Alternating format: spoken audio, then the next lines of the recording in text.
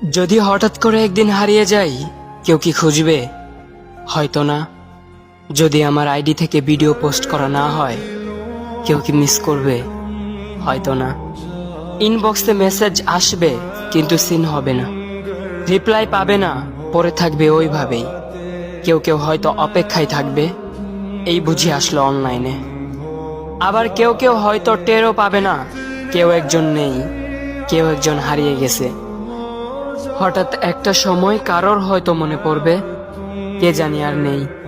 কষ্ট করে নামটা সার্চ করবে, পুরনো ভিডিওগুলো দেখবে আর ভাববে হুট করে কোথায় চলে গেল। আবার কেউ কেউ হয়তো একদিন দুই দিন না পেয়ে ফ্রেন্ড লিস্ট থেকে আনফ্রেন্ড করে দেবে।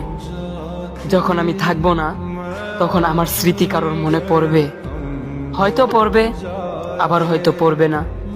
তবে হারাতে হবে, হারাতে হয়, হারিয়ে যাওয়াই নিয়ম।